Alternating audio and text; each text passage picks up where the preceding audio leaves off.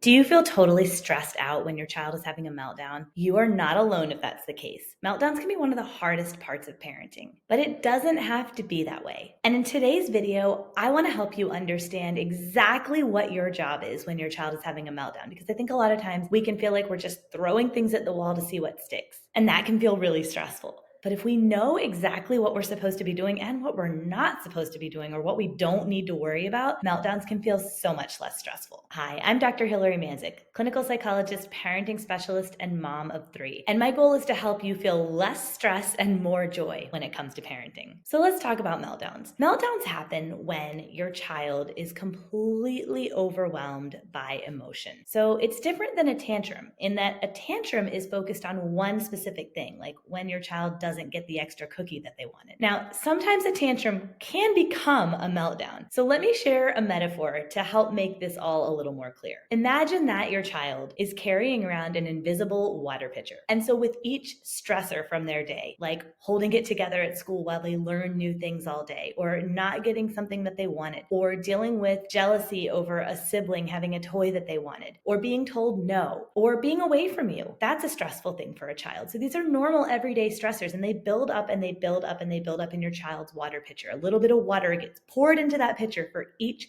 stressor your child faces. Now, ideally, kids are releasing their emotions regularly, crying or expressing that they didn't like something, or sometimes not in great ways like hitting, kicking, or screaming. But ideally, our kids are pouring a little bit of water back out of that pitcher every so often to keep the level of water manageable. But sometimes, especially after our kids have been at school or daycare all day and holding it together because they're not with you, their safe attachment figure, they will sometimes fill that water pitcher all the way to the tippy top, and they get to the point where some water just has to spill out. And so something happens that is the last straw, right? The straw that broke the camel's back before that water pitcher just spills over in the form of a meltdown. And so your child might start out being upset about not getting the cookie that they asked for, but that was just the last straw. Really what's happening is your child is getting to the point where they can't hold any more water in that pitcher, and some of it inevitably has to spill out in the form of a meltdown. And you'll know the difference because a meltdown is complete emotional dysregulation, whereas a tantrum is usually encapsulated to that one thing. And so when you either give your child the extra cookie or tell them, oh, you really wanted the cookie, I really get that, usually they will move on after they express what they needed to around that one thing. But a meltdown is a little different. A meltdown is a whole lot of emotion coming out at once, and it's not really about any one thing. Again, it's just that water pitcher completely overflowing. So now let's say your child is having a meltdown. Let's say your child comes home from school and you say no to the extra piece of candy, and then your child completely falls apart. They've been holding it together all day long, learning new things, engaging with peers, and it all just gets to be too much, and they need to spill some water out of their pitcher with their safe caregiver. Now, none of this is conscious or premeditated, but this is how our kids' brains work. So let's say that your child is having a meltdown. They're crying, screaming, kicking, they're throwing themselves on the floor, completely dysregulated. What is your job as their mom in that moment? I'm going to simplify this for you. Okay, you really have 2 jobs, and that's it. So all of the other things you might be trying to do, like trying to get your child to calm down, trying to get your child to feel happy again, trying to get your child to stop crying, trying to get your child to understand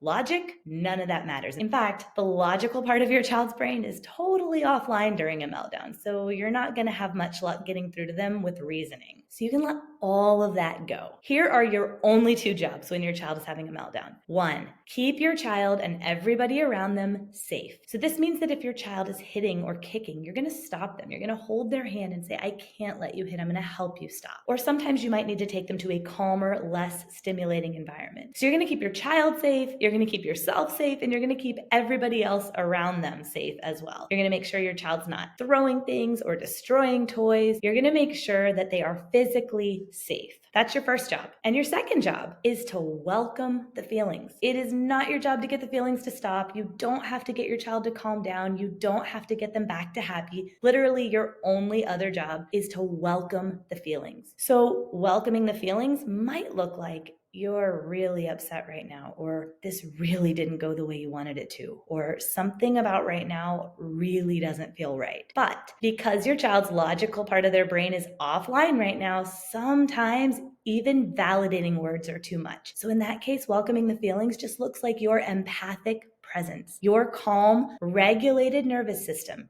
Taking deep breaths if you need to stay calm, keeping your child safe and letting them know that you are there, even without words, just having that calm, empathic, regulating presence. And that's it. That's all you have to do when your child is having a meltdown. This too shall pass. Your child will calm down eventually, especially with something called co-regulation, which is where you are present with your child, with your regulated nervous system as they move through their feelings. Again, the goal is not to get the feelings to stop, but imagine you've got a flashlight and you're just kind of guiding them through the dark to the other side of this big emotional outpouring. So that's it. You can let go of all the other things you might have been trying to do when your child is having a meltdown, and rest assured that meltdowns are normal. They don't mean that there's something wrong with you or your child. Now, that being said, meltdowns should be happening less frequently over time. And if that's not happening, I am here to help. You can email me at drhilary@raisedresilient.com. That's drhilary@raisedresilient.com. And I would be happy to talk to you more about how I can help you get to a point where those meltdowns are happening less frequently over time. So I hope this is helpful. And just remember, you've got this.